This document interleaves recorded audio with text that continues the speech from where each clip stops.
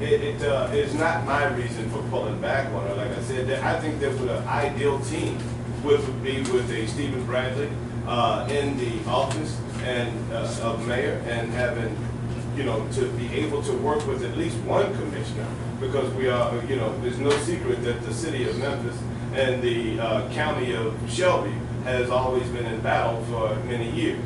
I came here, you know, last year and found that out easy. I didn't have to read a book or anything. There was a major disconnect between the two. So in order to make things happen, we do need that relationship. So that seems like it would have been an ideal situation myself. I think that Tammy Sawyer and Stephen Bradley need to strategize more together. They're really compadres. I mean, they go back a little bit, you know. I know that they're in a race against each other right now, but most of the people in Memphis know that they fought together on a couple of fronts, on a number of fronts actually, along with a lot of the other activists. And I think that that's a major thing that we need right now. We need more activists. Not the activists that we're seeing right now on TV, those are the ones that they like to show in the news, the wild and unruly and the untrained ones. I'm saying we need more activists, active people.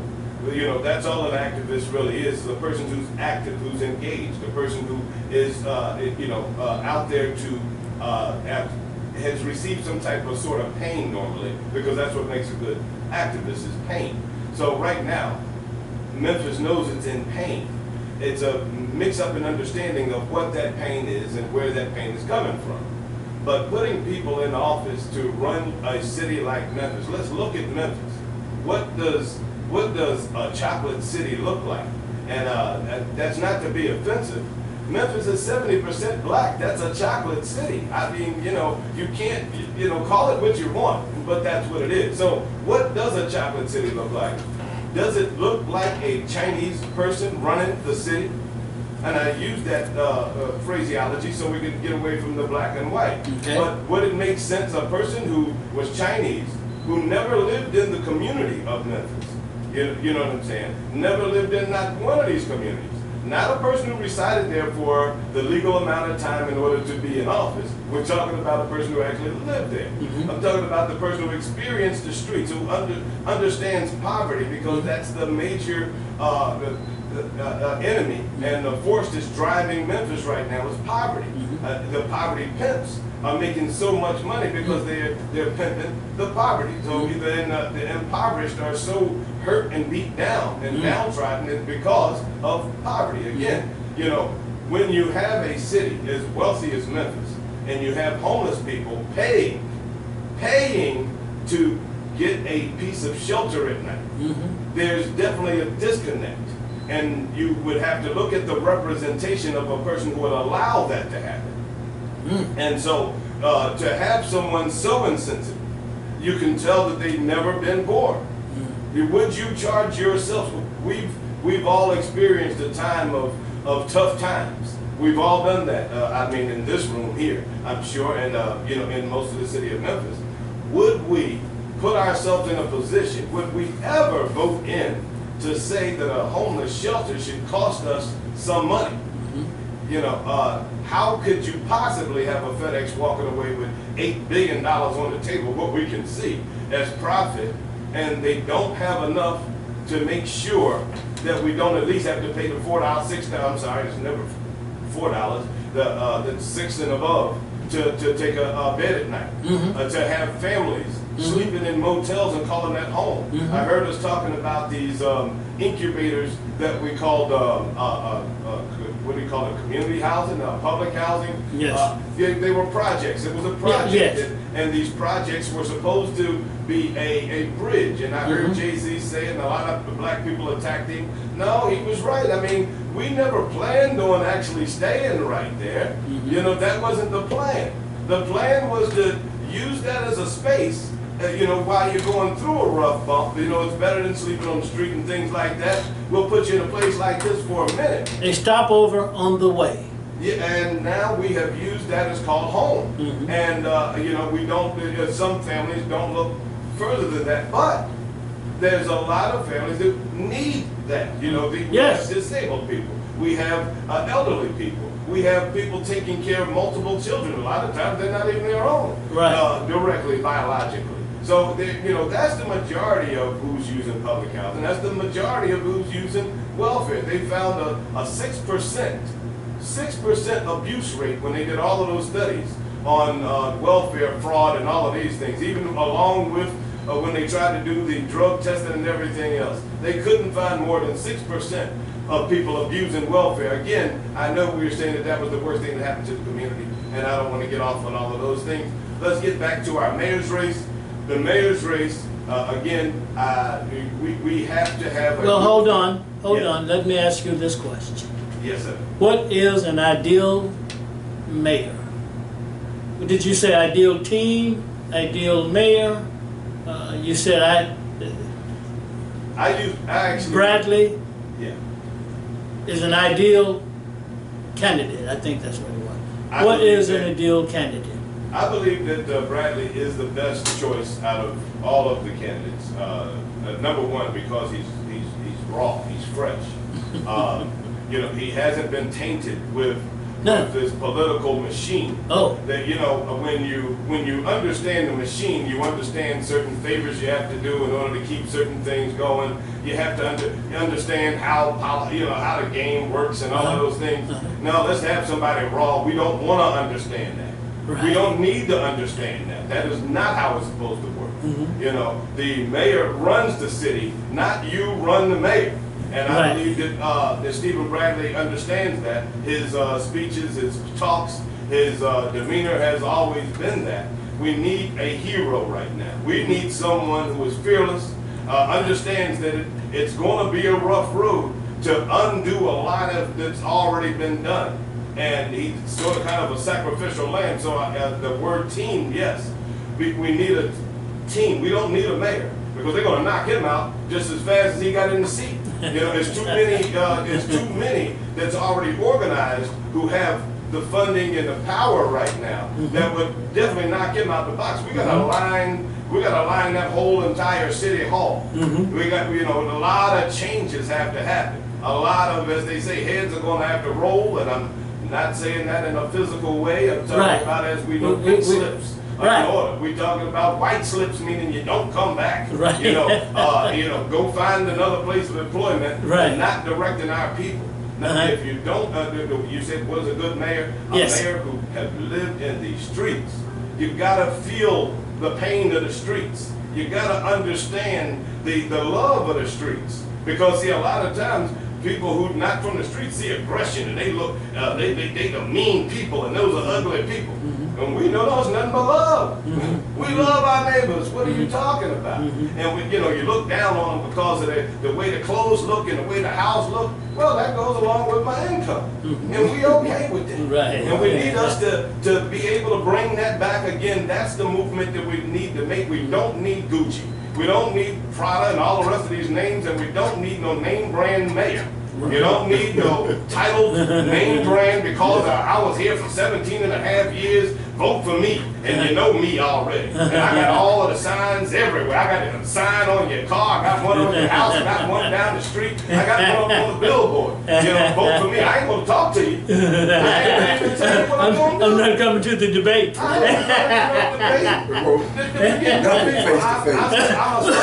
don't sit with those regular people. Right. And the same thing with the other guy up there who's not from Memphis. Right. He can't tell you how to go down the street and do nothing. He can't put him in Memphis. Nobody talk to him and leave him on the street for a week. We wouldn't find him. We wouldn't find the man. He wouldn't know how to survive. He don't know the language. But you're going to tell us how you're going to allocate funding for us and how you're going to set us up. And you're going to bring in somebody from Foley, Alabama, and tell them they're the head of the organized The planning development committee. Foley, Alabama. You see? 3.0. Foley, Alabama has one barbershop, one everything. One red light. One red light. And boy, oh boy, if I'm to tell you, if you ever went back in time to look back when they were getting sodas dumped on their heads and called a bunch of names, I don't want to get too deep into it. Foley, Alabama ain't changed a bit. I mean, the people are nice, but I'm just saying the layout where you feel like somebody's about to dump that milkshake right down the back of your head. And that's who is the head of 3.0. Right. That's him. He got the plan. We're going to fix Memphis. You know what I'm saying? Right. So, yeah, we need a change. We need a movement. We need activation. We need people. We need youth. You know, remember Martin Luther King died at 39. I mean, he's already done his work. Right. Malcolm X, same thing. Right. He just done, he finished at 39. Right. So, you know, how can you come in at 80, and I'm not putting down my seniors, I only hang with seniors. I love my seniors. That's my wisdom. You know, so, but I'm just saying, but this is not the time to start.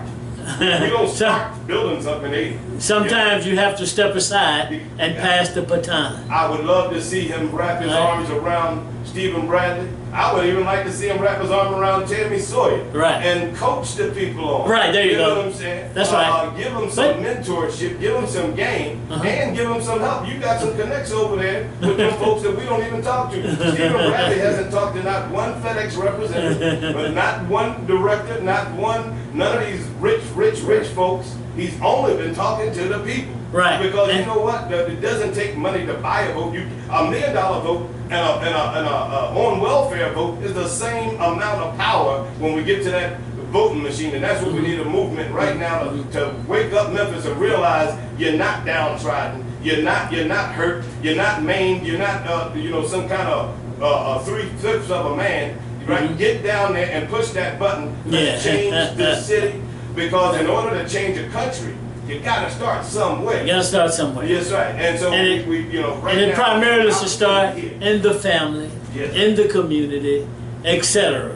Now you mentioned fearless, and I like that word in this context. Stephen Bradley, I've listened to his speeches, and they seem to be predicated upon the lack of fear and comprehensive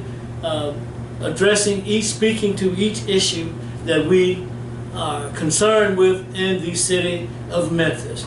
And yes, it's a good thing when the older people step aside, but wrap their arms around the younger people, not compete with them because you want the money, etc., and coach and guide them.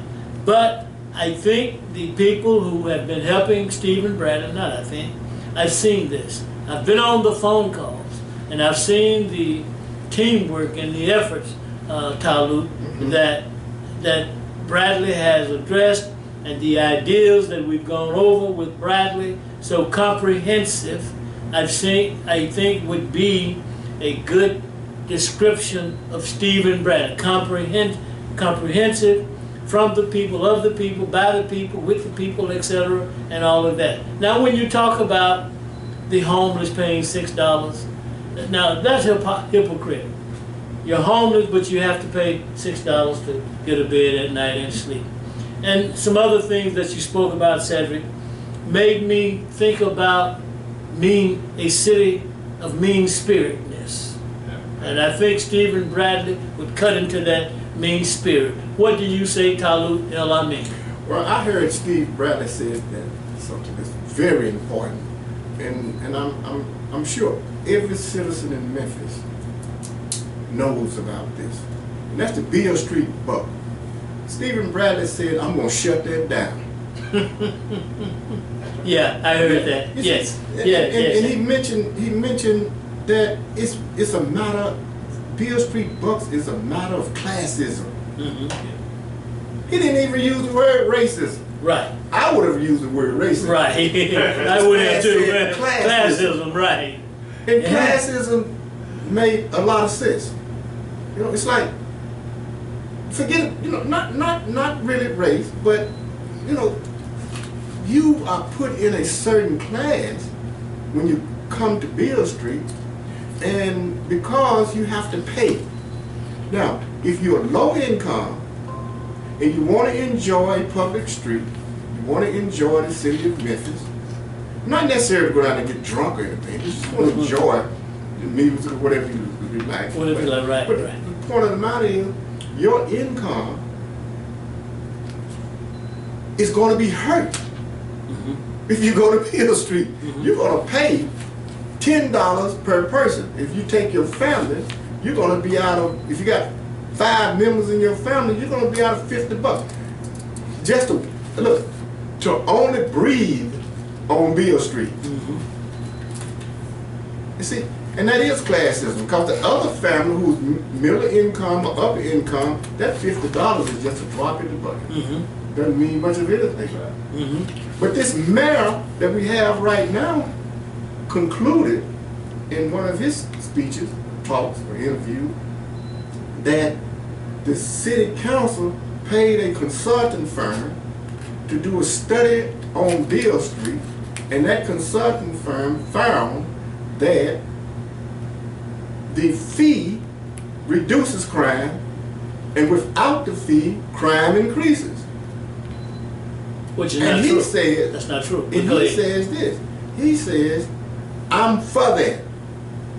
I think I'm for it. I think it ought to be a done deal. We need to just implement it and be done with it. Meaning, in the dark whistle behind all that is racism. Okay? Because you're saying that a class of people who happen to be African American, when they show up on the street, crime shows up on the street. When they're removed from the street, there's no crime on the street. Okay? But in other cities where there are blue light districts like or similar to Beale Street, there aren't any fees.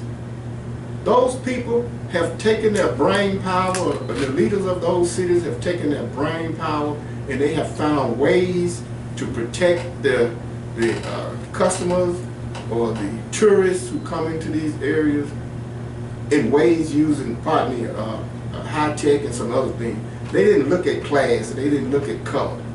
Okay? But in this backwater mayor's office, the administration, the first thing they look at is color. Oh, the black folks doing it.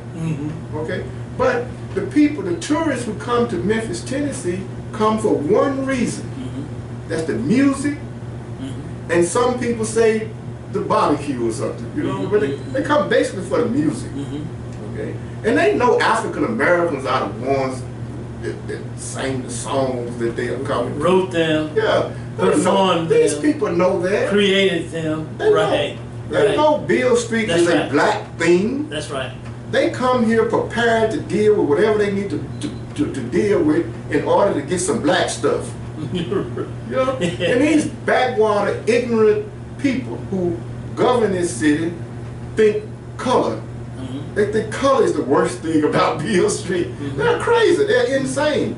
They don't grasp the fundamental basics of what make Memphis Memphis. Black folk. And the world is coming here to see black folk. Right. And then, you know, they sound like jealous, you know. Yeah. They come to see black folk. They ain't come to see white folk. You know, we need to stop that. That's that same old hick ignorance that has governed Memphis for decades, even when Harrington was here. He was mayor. That same old mentality, that old crazy, mixed up logic that prevent our city from growing and becoming the great city that it's destined to become. See, a person like Steve Bradley could alter that and change that, break the chain, you know, break a link in that chain that actually free our city so we can get back on the path of leading cities like Atlanta. You know, one time Memphis was ahead of Atlanta. Okay, in my lifetime. Because of these old ignorant people who have been running this city, set us back generations and decades and slowed us down to the pace of a mule when we should be racehorses. You know, so we have to understand as a people, change comes with decent people leading, decent people out front, decent people who have vision, who do not see things in the term of the color of a person's skin. Now, one more thing and I'm done. This administration, under Strickland and under Mayor Harrington and Warden, they all have a fundamental idea that is really detrimental and dangerous.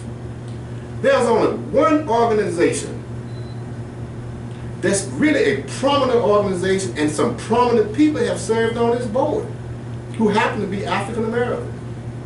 That these people want to destroy and remove and annihilate if possible. And that organization is Beale Street Development Corporation. Every African American, every black person in Memphis should understand and know what Beale Street Development Corporation is and what that organization is about. That is the only organization that has survived the onslaught of 2 Negro mayors and 1 Caucasian mayor. It has been in litigation for nearly 30 years and still survived and still holding on. That is a testament to the fact that African American people think and have courage and will stand up. And that's what our young people need to see. They need to notice that these people have not been able to destroy everything that African Americans hold dear to. They have taken away from us Claiborne Temple. They have taken away, they, meaning Caucasian, European, and white, have taken Stax Museum, the Civil Rights Museum, the Claiborne Temple, and the physical street of Beale. But the point is this: those are our legacies. Those belongs to us. They belongs to the African American people, and people from around the world are coming to see it, and they're coming and paying for it. Now we need to have the courage to put in our future. We want our institutions of significance back. We want to take those back, not for us today, but for our children, for the future, for decades, if not hundreds of years ahead.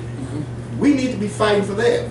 Now, if we want to have some, if we want to do things that's courageous, we want to do things that's powerful and strong, let's unite around, take it back what's actually ours. All right.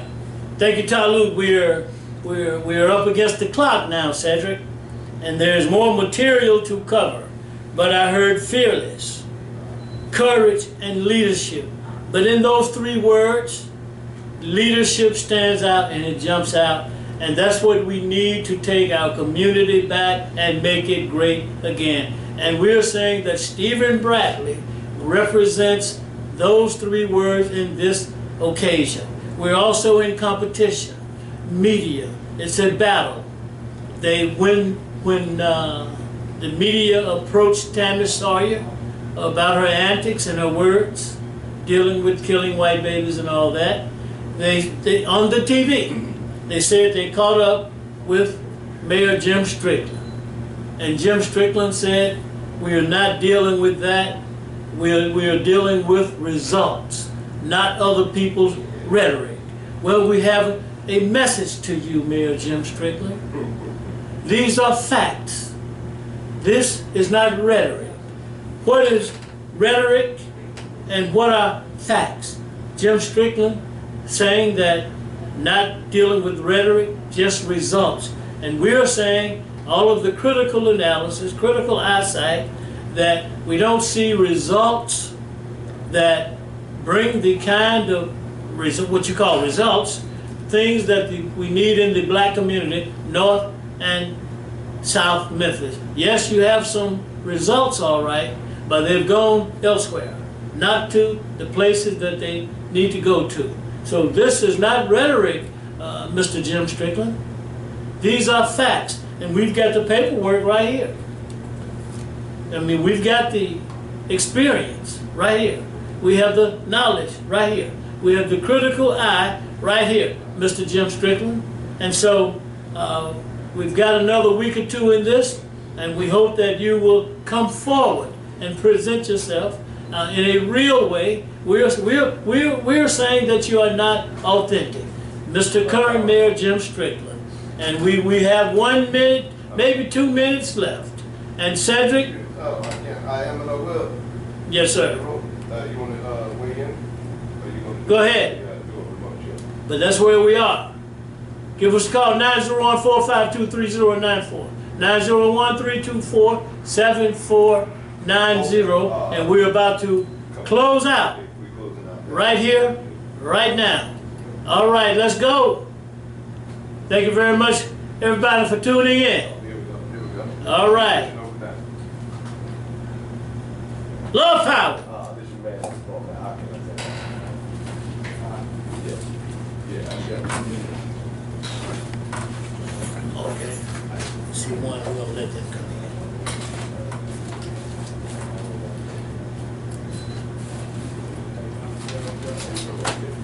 Bring me the mic.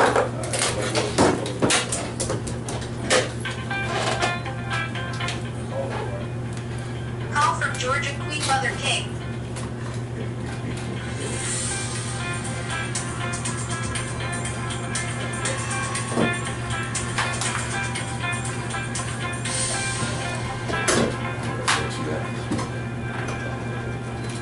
Other people come? Yeah. What about? Hawkins out of town.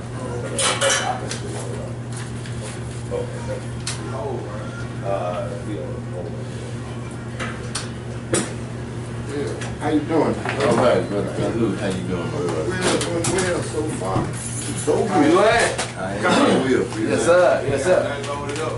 We ain't got nothing loaded up. He showed